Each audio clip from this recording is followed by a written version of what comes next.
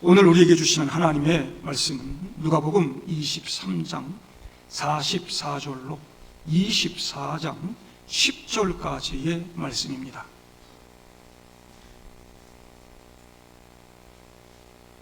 누가복음 23장 44절부터 24장 10절까지입니다. 때가 제6시쯤 되어 해가 빛을 잃고 온 땅에 어둠이 임하여 제9시까지 계속하며 성소의 휘장이 한가운데가 찢어지더라. 예수께서 큰 소리로 불러 이르시되 아버지 내 영혼을 아버지 손에 부탁하나이다 하고 이 말씀을 하신 후 숨지시니라. 백부장이 그 된 일을 보고 하나님께 영광을 돌려 이르되 이 사람은 정령 의인이었도다 하고 이를 구경하러 모인 무리도 그 된 일을 보고 다 가슴을 치며 돌아가고 예수를 아는 자들과 갈릴리로부터 따라온 여자들도 다 멀리 서서 이 일을 보니라. 공회 의원으로 선하고 의로운 요셉이라 하는 사람이 있으니 그들의 결의와 행사에 찬성하지 아니한 자라. 그는 유대인의 동네 아리마대 사람이요 하나님의 나라를 기다리는 자라. 그가 빌라도에게 가서 예수의 시체를 달라 하여 이를 내려 세마포로 싸고 아직 사람을 장사한 일이 없는 바위에 한 무덤에 넣어두니 이 날은 준비일이요 안식일이 거의 되었더라. 갈릴리에서 예수와 함께 온 여자들이 뒤를 따라 그 무덤과 그의 시체를 어떻게 두었는지를 보고 돌아가 향품과 향유를 준비하더라. 계명을 따라 안식일에 쉬더라. 안식 후 첫날 새벽에 이 여자들이 그 준비한 향품을 가지고 무덤에 가서 돌이 무덤에서 굴려 옮겨진 것을 보고 들어가니 주 예수의 시체가 보이지 아니하더라. 이로 인하여 근심할 때 문득 찬란한 옷을 입은 두 사람이 곁에 섰는지라. 여자들이 두려워 얼굴을 땅에 대니 두 사람이 이르되 어찌하여 살아있는 자를 죽은 자 가운데서 찾느냐. 여기 계시지 않고 살아나셨느니라. 갈릴리에 계실 때 너희에게 어떻게 말씀하셨는지를 기억하라. 이르시기를 인자가 죄인의 손에 넘겨져 십자가에 못 박히고 제3일에 다시 살아나야 하리라 하셨느니라 한데 그들이 예수의 말씀을 기억하고 무덤에서 돌아가 이 모든 것을 11사도와 다른 모든 이에게 알리니 같이요. 이 여자들은 막달라 마리아와 요한나와 야고보의 모친 마리아라. 또 그들과 함께한 다른 여자들도 이것을 사도들에게 알리니라. 아멘. 아직은 좀 더우시죠? 아무리 더워도 가을은 오는 줄로 믿습니다. 그 아침 저녁으로 좀 선선해서 견딜만 해졌습니다. 연휴를 맞아서 마지막 휴가를 이렇게 떠나시는 우리 성도님들도 있습니다. 오늘 이 자리에 참석한 여러분들 이름을 우리 주님께서 기억하시고 한 사람 한 사람 복 주실 줄로 믿습니다. 엊그제 광복 80주년을 맞았습니다. 전국 곳곳에서 여러 가지 기념 행사들이 열렸죠. 수원 야외 음악당에서도 광복 80주년 기념 수원시민 대합창이라는 행사가 있었습니다. 생각보다 아주 잘 준비했고 사람들도 많이 왔더라고요. 한 10,000명 정도 왔습니다. 행사에 참여하면서 독립운동을 한 우리 선조들을 다시 생각하게 됐습니다. 김구, 안창호, 안중근, 홍범도, 윤봉길, 유관순 같은 대단한 인물들. 그리고 김향화. 여러분 김향화 아시나요? 광복절에 거기 참석하신 분들 향화라는 뮤지컬 보셨죠? 여러분들이 장사익 장윤정밖에는 기억이 안 나나 봐요. 네? 저도 처음 알았는데 이 김향화는 기생 출신의 이 수원의 독립운동가입니다. 기생들을 모아서 만세운동을 벌였습니다. 온갖 고초를 당했습니다. 서대문 형무소 유관순과 같은 방에서 감옥살이를 했습니다. 2009년에 은장이 주어졌는데 그 유족들을 찾지 못해서 국가에서 그냥 보관 중이라고 쓰여 있더라고요. 네이버나 다음 이런 데 가서 김향화 치면 쭉 설명이 나옵니다. 그 보잘것없었던 이름이 역사에 기록되고 후대 사람들이 기억하는 이름이 됐다. 그냥 기생으로 살다가 독립운동도 일어나고 3.1 만세운동 하는데 그냥 그렇게 살다가 갔으면 누가 김향화라고 하는 이름을 기억하고 그 사람 이름을 주제로 뮤지컬을 만들어서 공연까지 하겠습니까? 그 이름들이 기억할 만한 의미 있는 이름들이 되었다는 것입니다. 이렇게 세월이 지나가도 지워지지 않는 이름들이 있지요. 예수님께서 십자가에 죽으시고 부활하시는 사건 속에서도 많은 인물들이 등장하는데요. 그 중에 성경의 이름이 기록되고 지난 2000년 기독교 역사에서 기억되는 사람들은 따로 있습니다. 오늘 우리가 보려고 하는 구레네 사람 시몬, 로마 백부장, 산헤드린 공회원이었던 아리마대 사람 요셉, 부활의 첫 증인이 되었던 여인들인 막달라 마리아, 요한나, 야고보의 모친 마리아와 같은 사람들이요. 베드로나 바울이나 요한 이런 사람들에 비하면 극히 평범한 사람들입니다. 잊혀질 수 있는 이름들입니다. 그런데 이들의 이름이 기록되어 있습니다. 여러분, 복음서는 예수님의 십자가 사건 후에 초대교회가 시작되고 적어도 30년은 지난 후부터 기록되기 시작했습니다. 30년이 지난 사건을 기록하면서 이렇게 이 사람들의 이름을 집어넣었다는 것은 이 사람들이 그때 당시 초대교회에 널리 알려진 사람들이 되어 있다. 다 아는 이름이다. 성도들이 이 복음서를 읽을 때 이 사람들의 이름을 보면 이 사람 하고 다 알만한 이름이 되었다는 것입니다.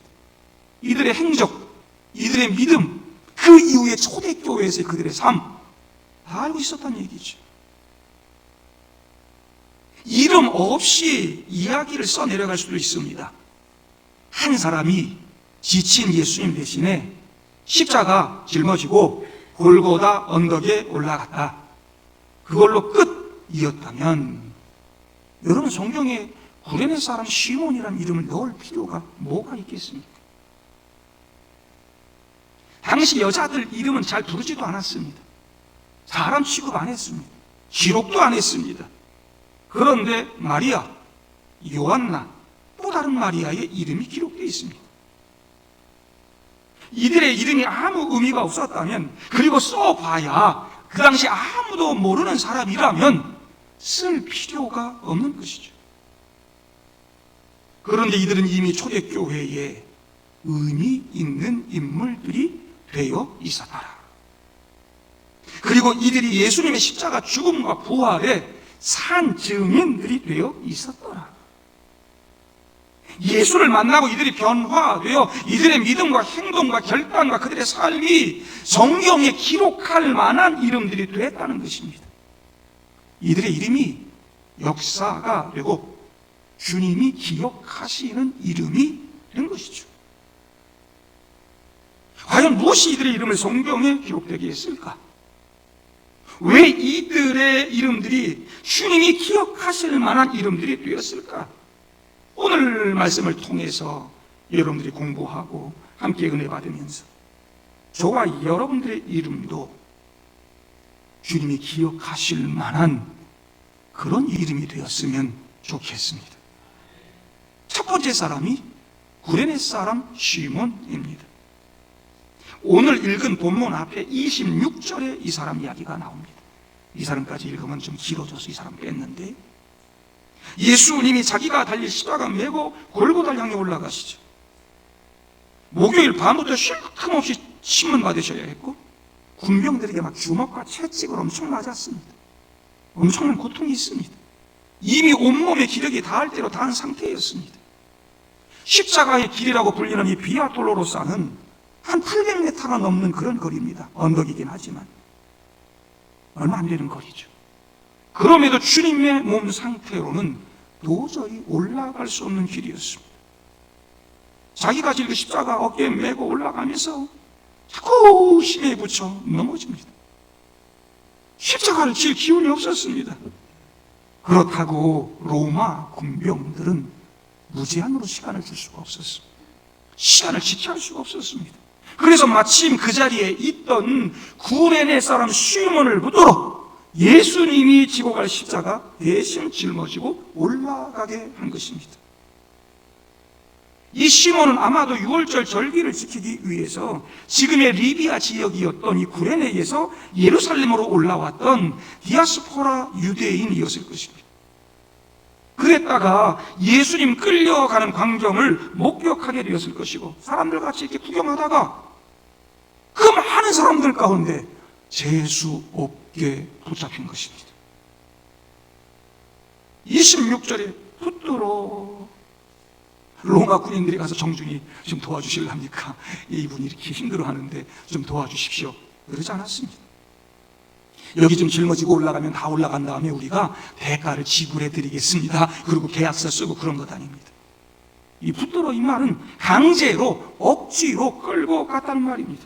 그리고 시몬에게 십자가를 지게 합니다. 지워. 그러지. 지워.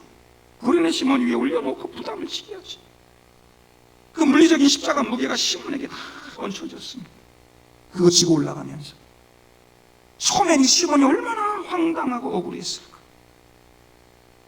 6월절 지키려고 그 먼 거리를 힘들게 왔는데 이제 6월절 제사, 6월절 축제에도 참여할 수 없게 됐습니다. 십자가를 지고 가는 동안 피와 접촉이 됐기 때문에, 그것도 율법의 정죄를 받아서 사형당하는 사람의 피와 접촉됐기 때문에 율법적으로 6월절 제사에 참여할 수 없는 부정한 몸이 된 것입니다. 얼마나 열받았을까? 얼마나 속상하고 억울했을까? 처음에 시몬에게는 이것이 큰 재앙처럼 느껴졌을 것입니다. 그러나 십자가를 짊어지고 예수님과 함께 그 길을 올라가면서 시간이 갈수록 이 시몬의 마음은 달라졌을 것입니다. 여러분, 말하는 거 보기만 해도 끌리는 사람이 있습니다. 손 한번 딱 잡아도 마음을 빼앗기는 사람이 있어요. 그런데 예수님과 함께 하나 옆에서 그분의 숨결을 느끼고 그분의 눈빛을 보고 예수님의 십자가 지고 골고다까지 올라갔어요. 그리고 그 십자가 위에서 저들의 죄를 용서해달라고 기도했던 그런 모습들, 그리고 십자가 위에서 피 흘리는 모습 전부 목격한 이 시몬 어땠을까? 이렇게 예수를 만난 이 시몬은 인생이 달라집니다. 억지로 시작된 길이 축복의 길이 되고 억지로 짊어진 십자가가 기쁨의 멍에가 되었다는 것이죠. 그때 내가 지쳐 쓰러질 때 내 십자가 지고 올라간 사람 시몬, 주님은 그의 이름을 기억하고 복을 주십니다. 같은 내용을 마가복음 15장 21절에 기록하고 있습니다. 마침 알렉산더와 루포의 아버지인 구레네 사람 시몬이 시골로부터 와서 지나가는데 그들이 그를 억지로 같이 가게 하여 예수의 십자가를 지우고 했어요. 이 알렉산더와 루포가 구레네 시몬의 아들인데 여기에 굳이 이름을 넣은 이유가 뭐겠어요? 구레네 시몬의 아들인 이 알렉산더와 루포가 이미 초대교회에 잘 알려진 인물이 되었기 때문에 이렇게 소개하고 있는 것입니다. 그 당시는 이미 이 구레네 시몬보다 아들들이 더 이름이 유명해. 그러니까 알렉산더와 루포의 아버지라고 쓰잖아요. 박명철 목사의 아들 박지원이 아니고요, 박지원의 아버지 박명철, 그렇게 따라가는. 구레네 사람 시몬이 이렇게 예수를 만나 변화된 그리스도인이 되었고, 그의 자녀들도 예수 믿고 그 가문이 믿음의 가문이 되어 있었다는 것입니다. 로마서 16장 13절 보면 사도 바울이 주 안에서 택하심을 입은 루포와 그의 어머니에게 문안하라. 그의 어머니는 곧 내 어머니니라 쓰고 있습니다. 동명이인일 수도 있겠지만 여기 루포는 시몬의 아들 루포와 같은 인물일 가능성이 높습니다. 그렇다면 지금 구레네 시몬의 아내를 향해서 사도 바울이 내 어머니다 라고 소개하고 있는 것이죠. 시몬의 아내와 자녀들 모두가 예수 믿고 초대교회 훌륭한 믿음의 가정 이루고 교회 지도자들이 되어 있음을 볼 수 있습니다. 억지로 졌던 그 십자가가 가문의 구원이 되었습니다. 시몬은 억지로 십자가를 졌지만 그 경험이 그의 인생을 바꿨습니다. 처음엔 수치스럽고 내가 너무나 재수없어 불운처럼 그렇게 보였지만 그 십자가가 결국 구원의 은혜를 체험하는 길이 된 것입니다. 부정한 피가 묻었다고 유월절 제사에 참여하지 못했겠지만 그는 그 예수의 피를 덧입어 영원한 하늘 잔치에 참여하는 사람이 되었습니다. 때로 주님의 원하시는 일이 내가 원해서가 아니라 갑자기 억지로 주어지는 것처럼 느껴질 때도 있습니다. 믿음 생활하면서 많은 사람들이 내가 원하는 것만 받기를 원해요. 내가 원하는 것만 하기를 원하고, 이 주님이 억지로 내가 원하는 거 내게 맡길 때가 있다. 때로 주님은 원치 않는 상황을 통해서 우리를 부르실 때도 있어요. 그때 그 부르심에 순종하게 되면 그 길이 주님과 동행하는 길이 되는 것이고 가정과 자녀들이 복받는 길이 되는 줄로 믿습니다. 교회 안에서도 마찬가지예요. 직분을 받고 봉사를 하고 힘든 사역을 하고 그러면 입이 대발 나와가지고 왜 나만, 다른 사람들도 다 있는데 목사님은 왜 자꾸 나만 불러서 힘든 일 시키나 몰라. 여러분 집안에서도 그러지 않습니까? 다른 형제들 다 있는데 왜 나만, 왜 나한테만 저 병든 부모님 떠맡겨가지고 온갖 수발을 내가 다 들어야 한단 말인가? 하나도 도와주지도 않고 돈도 안 주고 억울하고 힘들 때도 있습니다. 그러나 성도 여러분, 그 길이 하나님이 부르시는 은혜의 길이 될 수도 있습니다. 잘 감당하시기를 바랍니다.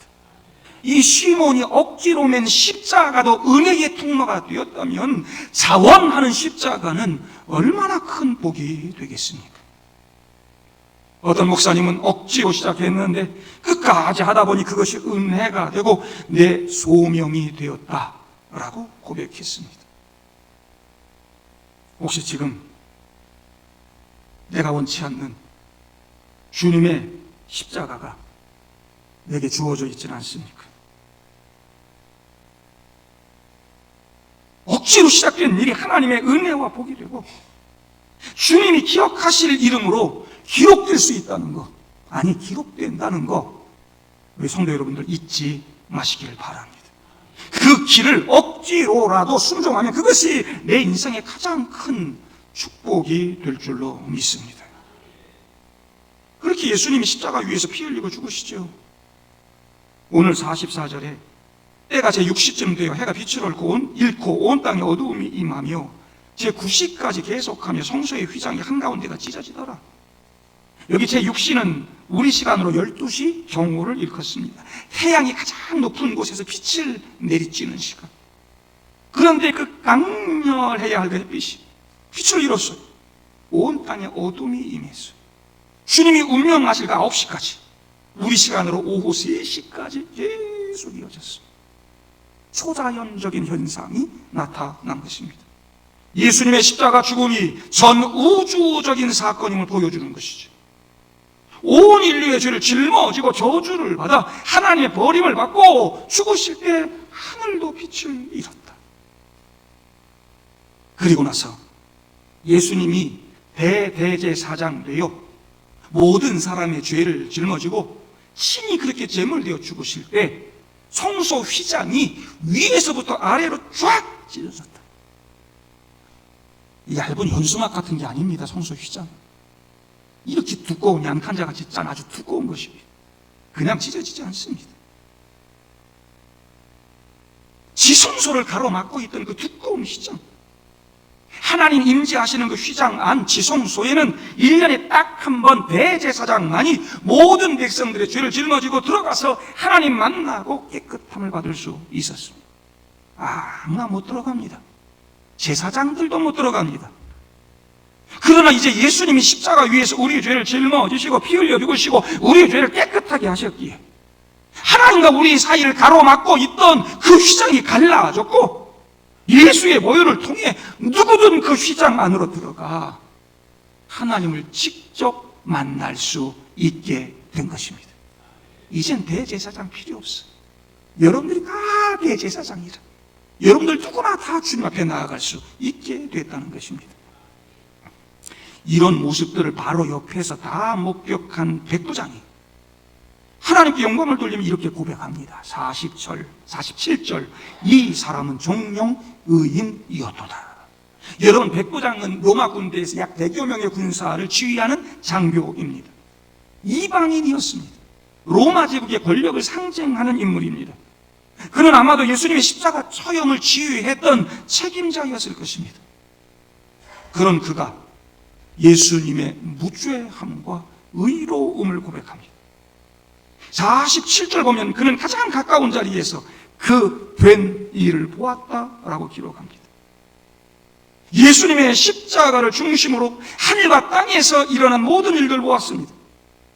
그리고 죄 없이 죽는 예수님의 모습, 그들의 죄를 용서하고 또 하나님께 기도했던 그 모습들, 강도를 구원해 내시는 그 모습들을 보면서 예수를 믿게 되었습니다. 그의 죽음이 한낱 죄인의 죽음이 아니라 의인의 희생이었다는 것을 깨닫게 된 것이죠. 이것이 결국 예수를 메시아로 하나님 아들로 고백하는 신앙으로 이어집니다. 마가복음의 같은 내용을 기록한 성경을 보면 그는 진실로 하나님의 아들이었도다 고백합니다. 예수님 제자도 아니고 이방 사람, 유다 나라 억압하던 로마의 군인이었습니다. 성도 여러분, 직업이나 배경, 심지어 적대적인 환경 속에서도 우리 하나님은 진실한 고백을 이끌어내십니다. 이 교회 안에가 아니라 교회 밖에서도 순수한 신앙 고백이 나올 때가 있습니다. 하나님의 은혜는 직업이나 국적이나 과거를 가리지 않습니다. 선교 현장에 가서 보면 저 공산 국가들, 이슬람의 그런 나라들, 그 가난한 사람들 속에서 예수를 나의 구주로 고백하고 하나님의 아들이라고 고백하고 감격하고 감사하는 사람들이 날마다 나오고 있습니다. 이 교회 안에서 예수님 잘 믿는다고 자부하는 저와 여러분들, 이 백부장 같은 신앙의 고백을 하고 있습니까? 이런 감격, 이런 기쁨이 있습니까? 백부장의 고백은 누구든 예수님의 십자가 앞에 서면 변화된다는 것을 보여주는 거죠. 전설에 의하면 이 사람도 초대교회 일원이 되고 가파도기에서 순교했다는 이야기도 전해집니다.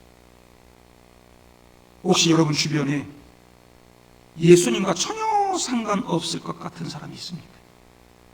내 남편은 죽어도 교회 안 와요. 우리 아버지는 절대로 예수 안 믿어. 이런 사람이 있습니다. 그런 사람도 십자가 예수 만나면 이런 백부장과 같은 고백을 하고 생명책에 그 이름이 기록될 줄로 믿습니다. 주님이 기억하시는 이름 될 줄로 믿습니다. 이렇게 죽으신 후에 또 한 사람이 등장합니다. 50절 공회 의원으로 선하고 의로운 요셉이라는 사람이 있으니 그들의 결의와 행사에 찬성하지 아니한 자라. 그는 유대인의 동네 아리마대 사람이요 하나님 나라를 기다리는 자라고 소개하고 있습니다. 우리가 아리마대 사람 요셉이라고 부르는 인물이죠. 사내들인 공회원이었습니다. 유대 종교의 지도층에 있는 사람입니다. 이 사람이 예수를 신문하고 예수를 빌라도에게 보내서 죽이자고 하는 그런 결의를 할 때에도 은근하게 그 결의를 반대하고 찬성하지 않았던 인물입니다. 요한복음 19장 38절에 보면 아리마대 사람 요셉은 예수의 제자이나 유대인이 두려워 그것을 숨기더니 그랬습니다. 산에 들인 공회원 중에서 이렇게 예수를 추종하는 예수의 사람이 있었다는 것입니다. 그는 드러내지 못하고 예수를 믿던 사람입니다. 하지만 지금 예수님의 십자가 죽음을 보고 그대로 숨어 있을 수는 없었습니다. 여러분, 당시 로마의 십자가형은 죽은 사람이 시신 장사도 지내주지 않습니다. 그냥 골짜기에 버려져서 짐승의 밥이 되어야 했습니다. 내가 믿는 예수가 그렇게 될까? 요셉은 빌라도에게 가서 예수님 시체 달라고 해서 빌라도가 그럼 죽었는지 확인하고 내줘라. 그거 예수님 시신 받아다가 세마포로 싸고 아직 아무도 묻지 않은 바위에 판 묘에 장사를 지냅니다. 아마도 가족 묘로 쓰려고 준비했던 것 같은데 아무도 사용하기도 전에 그 엄청난 노력과 재정이 들어간 그 무덤을 예수님을 위해 헌신했습니다. 정말 더 중요한 것은 이 일은 단순히 물질적인 헌신을 넘어 종교적이고 정치적인 불이익뿐만 아니라 생명의 위협을 감수하는 행동이었다는 것입니다.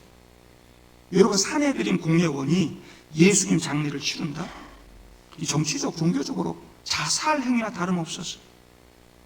마가복음 15장 43절, 아리마대 사람 요셉이 와서 당돌이 빌라도에게 들어가 예수의 시체를 달라 하니, 여기 당돌이라고 하는 단어는 목숨을 거는 일이었단 말입니다.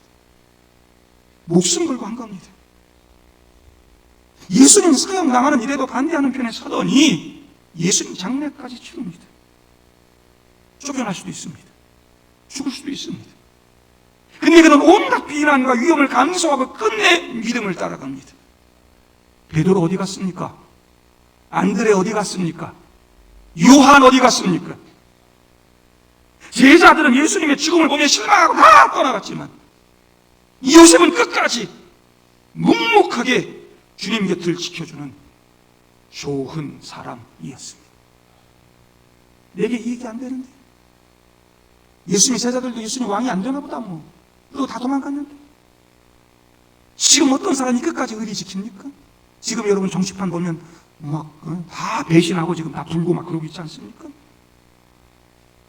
끝까지 그의 곁에서 죽음을 지켜주고, 그래서 그를 선하고 의로운 사람이라. 동감교회 성도 여러분, 좋은 사람이 될 수 있기를 바랍니다. 그럼 더 이상 그 십자가 앞에서 숨길 수가 없었어. 목숨을 잃더라도 그는 자기의 믿음을 드러냅니다. 주님을 부정하는 이 세상 속에서 주님을 인정하며 산다는 것, 악한 무리 속에서 불의를 거부하고 홀로 의로운 선택을 하고 산다는 것, 결코 쉽지 않습니다. 그는 하나님의 나라를 기다리는 사람이었다고 기록하고 있습니다. 여러분들도 다 하나님의 나라 기다리는 사람 아닙니까? 하나님의 나라를 기다리는 사람은 말로 하는 게 아닙니다. 산에 들인 공회원이라고 하는 자기 힘을 잃을 수도 있는데, 자기 재물도 잃을 수 있는데, 자기 목숨도 잃을 수 있는데, 그는 결단했습니다. 그는 선택했습니다.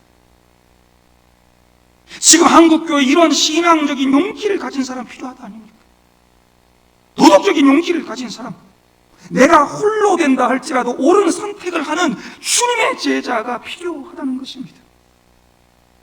사람들의 비난을 두려워하지 않고 예수의 가치를 따라가는 사람, 복음서에 나오는 예수님을 닮고 그분의 길을 걸어가는 사람, 손해 가짐이 있더라도. 죄송하지만 목사님들 중에도 이분이 복음서를 읽고 봤나? 이분이 예수를 아나? 이런 회의가 드는 분도 있습니다. 적당히 세상에 휩싸이고 적당히 세상 사람들 따라가면서 예수의 말씀, 예수의 가치를 포기하는 사람. 아리마대 사람도 처음에는 자기가 예수님 제자임을 드러내지 않고 비밀로 이렇게 따라가 다녔습니다. 여러분들도 여러분의 일터와 삶의 현장에서 예수 믿는 것이 혹시 비밀 아닙니까? 혹시 지금 믿음을 숨기고 살고 있지는 않으십니까? 저 사람이 나랑 20년을 같이 한 회사에 다녔는데 내가 예수 믿는 걸 몰라.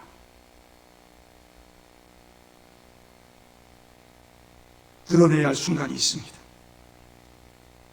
그 순간이 오면 모든 것을 버리고 예수님을 택할 수 있는 것, 이게 믿음이고 이것이 제자의 길입니다. 그때도 드러내지 않고 끝까지 숨기고 사는 사람들 되지 마십시오. 교회는 왔다 갔다 하면서 큰 소리만 내고 예수교인 아닌 것입니다. 예수님은 그 이름을 인정하지도 기억하지도 않으실 겁니다. 세상을 두려워하지 마십시오. 내 자리, 내 물질, 내 이름 잃어버리는 거 너무 무서워하지 마십시오.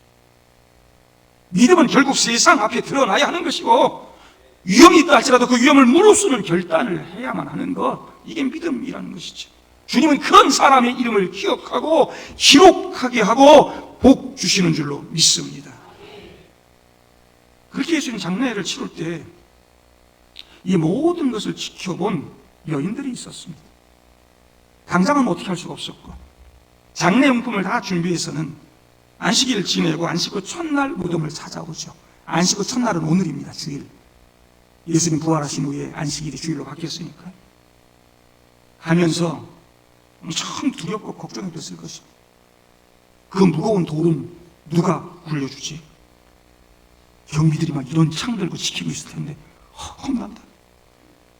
그런데도 이 여인은 그 두려움을 이겨내고 무덤에 갑니다. 근데 오늘 본문 24장 2절에 보니까 돌이 무덤에서 옮겨진 것을 보고 들어가니 주 예수의 시체가 보이지 아니하더라. 예수님 부활하셨습니다. 시신이 안 보이니까 근심하던 이 여인들에게 천사들이 말합니다. 어찌하여 살아있는 자를 죽은 자 가운데서 찾느냐? 여기 계시지 않고 살아나셨느니라. 갈릴리에 계실 때 너희에게 어떻게 말씀하셨는지를 기억하라.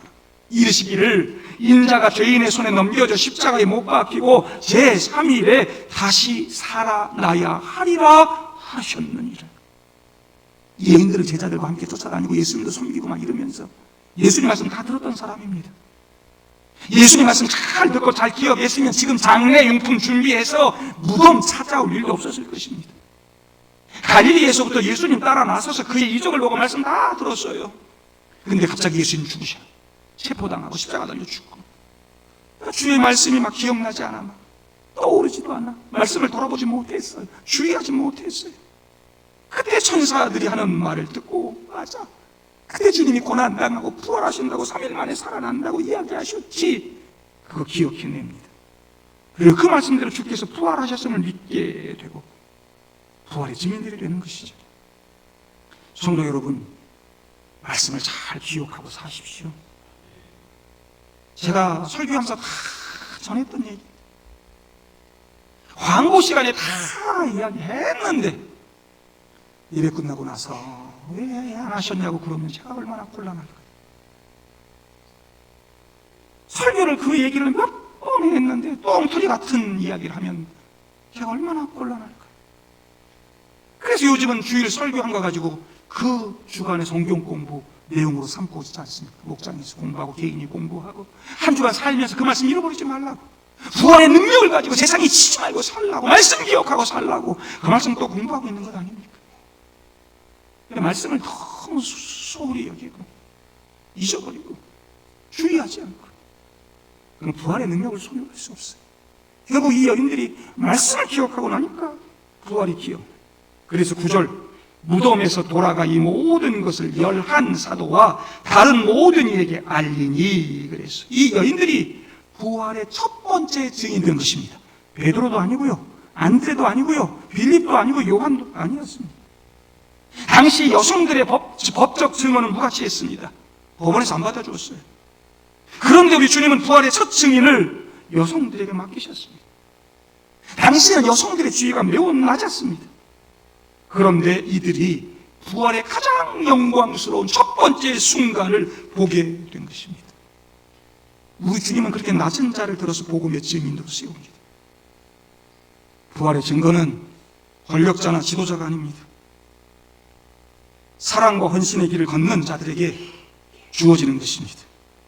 주님을 간절히 사랑했던 여인들, 먹고 살기 힘들 때 그것도 안식일은 준비할 수 없고요, 그 짧은 시간에 갑자기 그 장례용품, 향품 준비하는 거 쉽지 않았을 것입니다. 성경은 그 여인들의 이름이 막달라 마리아, 요안나, 야고보의 묻힌 마리아라고 기록되어 있습니다. 그나마 이 요안나가 헤롯의 청직이 후사의 아내였기 때문에 재정적인 여유가 있었을 거예요. 앞에서 봤잖아요. 예수님 물질로 섬기고 이렇게 수정들었던 여인의 이름에 등장하는 거 아닙니까? 이 이름을 여기 왜 쓰고 있는가? 아무도 기억해 주지 않는 여자들의 이름을, 존중해 주지도 않는 여자들 이름을 초대교회에 이미 중요한 이름이 됐다는 것입니다. 우리는 성경 잘 안 읽어서 잘 기억하지 못할지 모르지만 천주교에서는요, 이 여인들의 축일이 있습니다. 이들을 기억합니다. 예수님께서도 이들의 이름을 기억하실 것입니다. 우리들도 이들의 이름을 기억해야 할 것입니다. 주님을 향한 사랑이 두려움보다 더 강할 때 우리는 이 어두운 새벽길을 묵묵히 걸어갈 수 있습니다.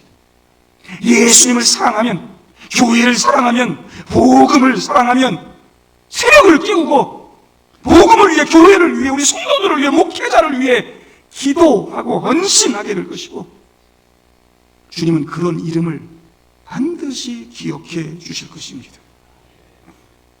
저는 저와 여러분들의 이름이 그렇게 주님께서 기억하시는 이름들이 되기를 바랍니다. 이 네 부류의 사람들은 각자 다른 이유로 예수님의 죽음과 부활의 현장에 있었습니다. 어떤 사람은 억지로, 어떤 사람은 이방인이었으면서도 위대한 신앙의 고백으로, 어떤 사람은 그 신분이란 모든 것들 다 목숨까지도 포기하는 그런 용기와 헌신으로, 어떤 이들은 간절한 사랑으로 그 현장에 있었습니다. 그런데 이제 이들의 공통점은 주님께서 그 이름들을 기억하신다는 겁니다. 23장 48절, 이를 구경하러 모인 무리도 그 된 일을 보고 다 가슴을 치며 돌아가고. 이 무리가 얼마나 많은 사람들이었겠습니까? 아무도 이 사람들의 이름을 모릅니다. 그 뒤에 그들이 어떤 변화된 삶을 살았는지, 초대교회 어떤 일을 했는지 전혀 변화된 삶의 이야기가 없었기 때문입니다. 똑같이 그 광경을 목도한 수많은 무리들이 있었는데 그들의 이름은 기록되지 않았고 예수님이 기억하지 않는 이름이 됐습니다. 성경 공부 많이 하고 똑똑하고 지식이 있고 사회적인 신분이 있고 말을 잘하고 이런 사람을 예수님이 기억하시는 것 아닙니다. 십자가 앞에서 예수를 만나고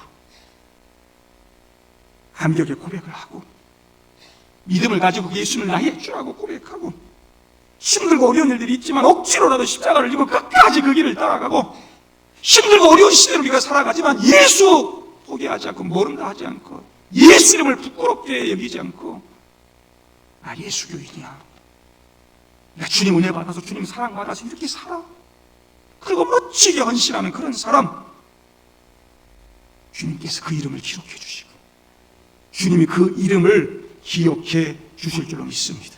그 이름이 저와 여러분의 이름이 되기를 주의 이름으로 축복합니다. 함께 기도하시죠.